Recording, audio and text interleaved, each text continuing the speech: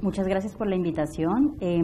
Después de la revisión de los mecanismos básicos de la anemia hemolítica con la revisión de genética de Leonardo y la revisión extensa de complemento que nos hizo la doctora Navarrete, yo voy a volver un poco a las bases del enfoque diagnóstico de la anemia hemolítica en pediatría.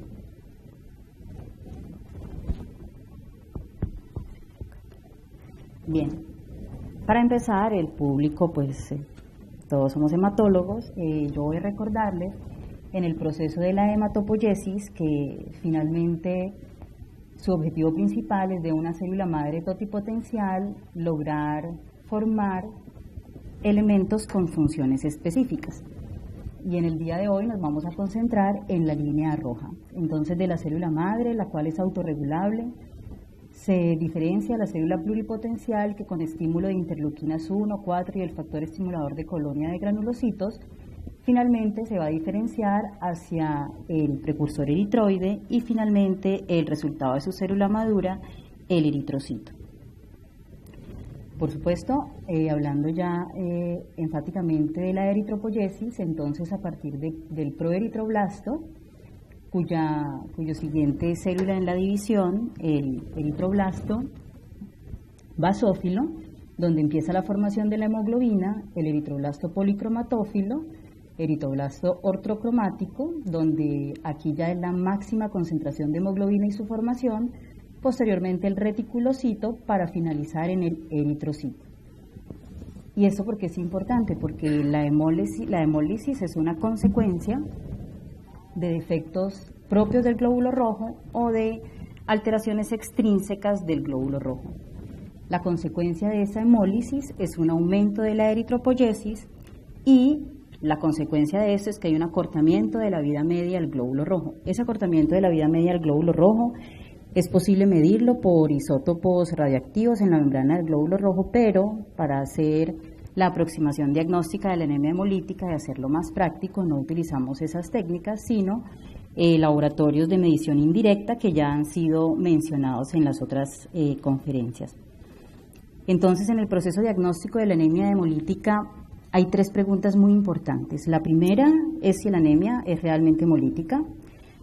La segunda es si esa hemólisis es intravascular o extravascular. Y la tercera, ¿cuál es la causa de la anemia? En relación a la primera pregunta, la anemia es hemolítica. Debe haber un aumento de la destrucción eritrocitaria y en el laboratorio la aproximación que tenemos a que haya aumento de la destrucción eritrocitaria son mediciones indirectas de hiperbilirubinemia indirecta, aumento de la lactato deshidrogenasa, disminución de la aptoglobina, hay una anemia normocítica normocrómica, aumento de reticulocitos y aumento de los normoblastos. Entonces, la primera pregunta, si es hemolítica, si estas pruebas básicas en el laboratorio las tenemos positivas, muy probablemente estemos ante esta entidad. Ante la segunda pregunta, si es extravascular o no lo es, extravascular hay signos de hemólisis crónica, hay esplenomegalia, urobilinógeno en orina, intravascular hay hemoglobinuria, hemosideриnuria y signos de hemólisis aguda, fiebre, malestar general y dolor abdominal. Y lo más importante, ¿cuál es la causa? Y como decía el doctor Quintero, los hematólogos pediatras, a diferencia de los hematólogos de adultos, estamos más acostumbrados a las anemias hemolíticas CUMS negativas que a las CUMS positivas. Entonces, el test de CUMS es fundamental ya cuando tenemos claras las tres preguntas de que estamos ante una hemólisis y el test de CUMS nos va a orientar en ese momento si es autoinmune o no lo es. Si el test de CUMS es negativo, estamos ante anemias hemolíticas no inmunológicas, que ya vamos a ver el algoritmo de aproximación diagnóstico de este tipo de anemias, y si el test de CUMS es positivo, estamos ante una anemia hemolítica inmunológica mediada por aloanticuerpos, por autoanticuerpos o inmunomedicamentosa. En los ejemplos en pediatría de las anemias hemolíticas mediadas por aloanticuerpos está la enfermedad hemolítica del recién nacido y las reacciones transfusionales. De autoanticuerpos, las infecciones y las enfermedades autoinmunes y las mediadas por medicamentos. En relación al test de CUMS, desafortunadamente esta es una prueba que no es 100% específica ni es 100% sensible pero digamos que tiene un rendimiento diagnóstico en ambas características mayores al 70%, así que este tipo de pruebas son las que tenemos a la mano y no son pruebas de mal rendimiento diagnóstico. Digamos que la prueba del CUMS directo, donde tiene tendencia a salir en pediatría, es en hacerla en los recién nacidos, porque en los recién nacidos la interpretación del CUMS es diferente. Pero en el resto de poblaciones, los niños más grandes y los adolescentes sigue siendo nuestro pilar fundamental en dividir las anemias hemolíticas y sus principales patologías. Entonces, lo que se debe hacer es una prueba de CUMS directa y se va a hacer una prueba de CUMS fraccionada para diferenciar si estamos ante inmunoglobulina G o estamos ante autoinmunidad mediada por complemento.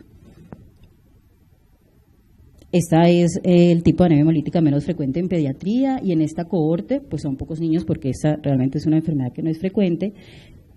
Este autor quiso hacer la comparación como para hacer una caracterización clínica de cómo son los niños con anemias hemolíticas autoinmunes.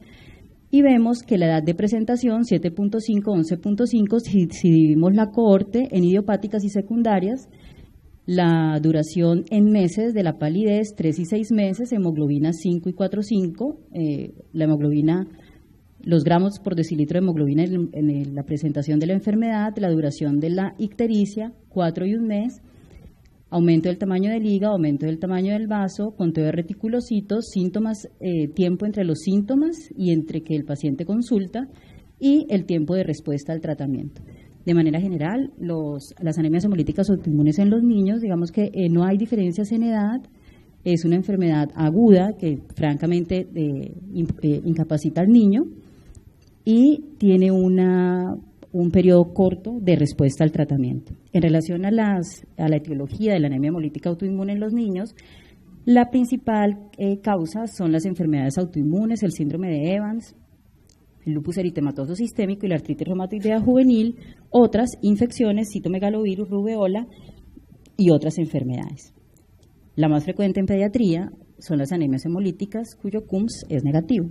Entonces, cuando estamos ante este escenario clínico es fundamental el extendido de sangre periférica. El extendido de sangre periférica en la anemia hemolítica es fundamental porque él ya nos va a orientar hacia qué pruebas específicas hacer, las cuales tenemos a la mano la mayoría de los laboratorios de hematología.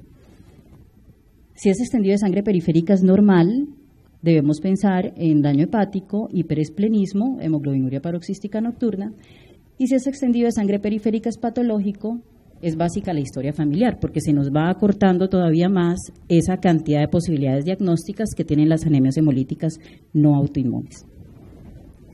Si no hay historia familiar, debemos pensar en tóxicos, y en la novela del doctor Quintero, tóxicos como plomo, veneno de serpientes, arsénico, alteraciones del metabolismo, enfermedad de Wilson, insuficiencia renal, hepática, infecciones, Clostridium, Plasmodium, y si hay esquistocitos o no en el extendido de sangre periférica. Este elemento forme la sangre, los esquistocitos, ha cobrado tanta importancia en las últimas guías del enfoque diagnóstico de las anemias hemolíticas que han propuesto este cajón tenerlo aparte, porque ver esquistocitos en la sangre periférica definitivamente cambia el abordaje diagnóstico del paciente. Sigue estando allí, pero inclusive las máquinas automatizadas de última generación ya son capaces de contar esquistocitos para los que no ven los frotis de sangre periférica.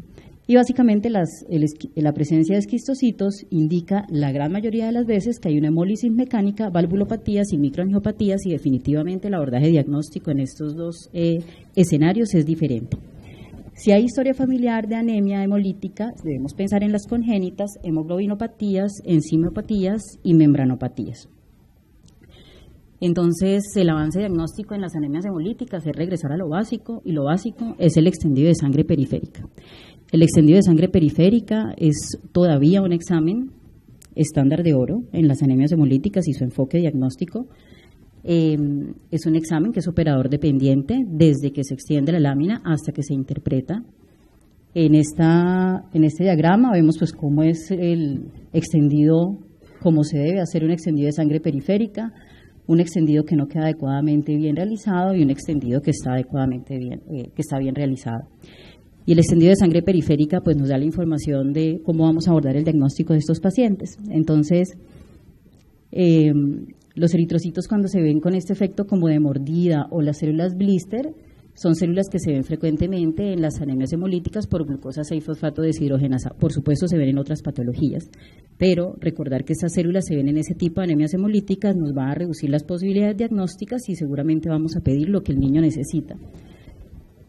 Los equinocitos presentes en la poliquitocitosis,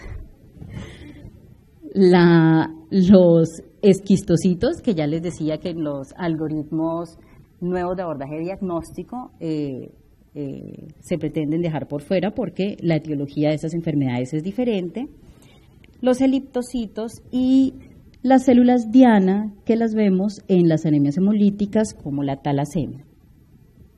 En este otro ejemplo de lo que podemos ver un extendido de sangre periférica, entonces vemos los cuerpos de Heinz, que son fragmentos todavía de material nuclear en los glóbulos rojos cuando hay asplenia funcional, no se ve tanto en las hemólisis realmente.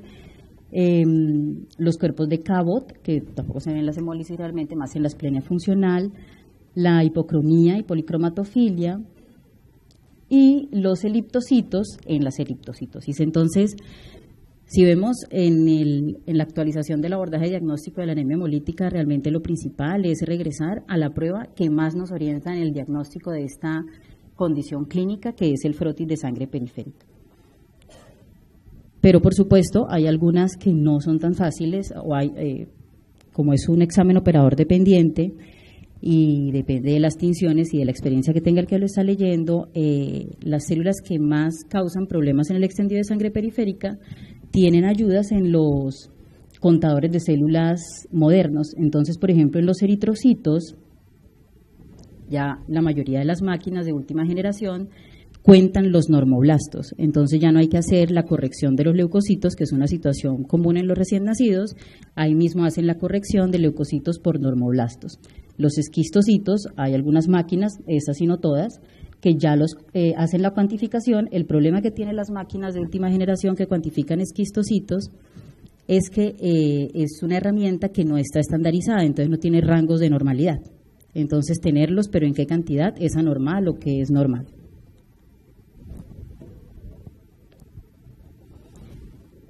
Otra novedad de las máquinas automatizadas para los glóbulos rojos definitivamente son los reticulocitos. Los reticulocitos es una herramienta que en la anemia hemolítica es fundamental porque habla pues de la capacidad de la médula ósea para regenerarse, y si hay un examen que en el laboratorio básico todavía tiene muchos problemas es el conteo de reticulocitos. El método de hacer reticulocitos corregidos con el índice de producción de reticulocitos ya es una herramienta que no deberíamos utilizar. Los reticulocitos con las nuevas máquinas de conteo celulares dan parámetros reticulocitarios, análisis por citometría de flujo, fracción de reticulocitos inmaduros, volumen de los reticulocitos, hemoglobina y concentración de hemoglobina de los reticulocitos. Y ubicar esta distribución de los reticulocitos nos permite hacer también un abordaje diagnóstico dependiendo de su cantidad, cuantificada de manera automatizada. Entonces, en el eje de las X, la cantidad de reticulocitos, y en el eje de las Y, la inmadurez de los reticulocitos. Entonces, bajos reticulocitos y inmaduros, no inmaduros, habla de aplasia medular, hemólisis, aumento del índice de producción de reticulocitos inmaduros y aumento en el conteo de reticulocitos. En las leucemias agudas, aumento de los reticulocitos inmaduros y bajo conteo. Diseritropoyesis, número de reticulocitos entre bajo y normal, y en la distribución del índice de producción de reticulocitos inmaduros, medio. ¿Y qué dicen las guías de estandarización de laboratorio? Hacen énfasis en que las mejores herramientas diagnósticas para los clínicos en esta situación sigue siendo el extendido de sangre periférica, pero hay algunos casos en que, dependiendo de la alteración genética, como ocurre en la esferocitosis hereditaria y algunas veces en la talasemia, dependiendo de la alteración genética que tenga, no es tan fácil verlo en el extendido de sangre periférica. Para estos pacientes hay otros exámenes que nos van a ayudar a hacer el diagnóstico. Por ejemplo, aquí en la gráfica A, B y C, estando ante 3 pacientes con esferocitosis hereditaria, se ven diferentes formas de los esferocitos porque dependiendo de la proteína que le haga falta en la membrana, su forma va a ser diferente. En los niños también hay que recordar que los niveles de la hemoglobina varían dependiendo de la edad, dependiendo del género. Pues la interpretación desde el diagnóstico de anemia varía y esto hay que tenerlo en cuenta. Otra característica importante que hace la diferencia entre los neonatos, niños y los adultos son los diferentes problemas que tenemos en la manipulación de la muestra, desde lo preanalítico, lo analítico y lo posanalítico. En lo preanalítico, en los neonatos, básicamente las muestras casi siempre son insuficientes, no es fácil tomarle la muestra a un neonato, por lo general se toma del talón, y eso hace que se puncionen repetidas veces. En los niños más grandes esto no es un problema usual y en los adultos no es un problema. En los problemas analíticos, en los niños más grandes y en los adultos no tenemos mayores problemas con los rangos de referencia que tenemos. En los niños, en los recién nacidos, sí tenemos el inconveniente de los normoblastos y la corrección con los leucocitos, pero con las nuevas máquinas estos números ya salen automáticamente corregidos. Hay interferencia en los neonatos por los estados de hiperlipemia y la hiperbilirrubinemia. No son usuales estas condiciones en los niños más grandes y en los adultos. Y en los resultados, en la parte posanalítica, ya en la interpretación del examen, en los niños, en los neonatos, lo que principalmente olvidamos los hematólogos pediatras es que los neonatos tienen curvas, si son a término, si son pretérmino, dependiendo del contexto clínico que rodea al neonato. Así que la interpretación de los exámenes en los neonatos es uno de los principales problemas posanalíticos porque se nos olvida que son contextos particulares. Esto no ocurre en los niños más grandes ni en los adultos. Es así como las recomendaciones de la Sociedad Internacional de Laboratorios recomiendan que para hacer un abordaje diagnóstico de anemia hemolítica, lo recomendado es una historia clínica completa y la historia familiar, realizar un CUMS directo fraccionado y que sea negativo para hablar de anemia hemolítica no autoinmune, hacer el recuento de reticulocitos y pedir los marcadores indirectos para hemólisis. Estas muestras deben tomarse antes de la primera transfusión o si el paciente se transfunde 8 semanas después.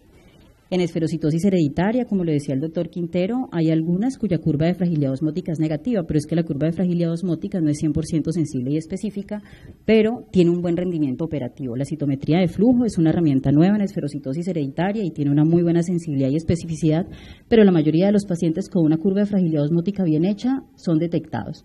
La curva de fragilidad osmótica ha tenido cambios en la medida que ha pasado el tiempo porque empezó haciéndose con 17 tubos con diferentes concentraciones de solución salina y hacer la gráfica de la fragilidad, y hay una técnica modificada en donde solamente se utilizan 4 tubos y lo que hace que el clínico se sienta seguro de esta modificación de pruebas es que han sido medidas ya con sus rendimientos operativos con sensibilidad y especificidad y tienen una buena concordancia.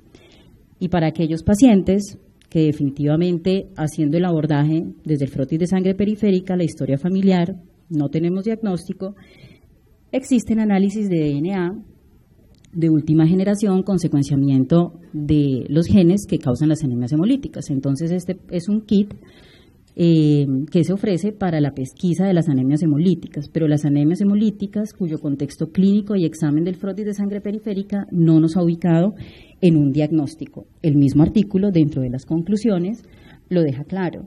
Se debe realizar cuando las pruebas de laboratorio rutinarias fallan en hacernos la aproximación diagnóstica.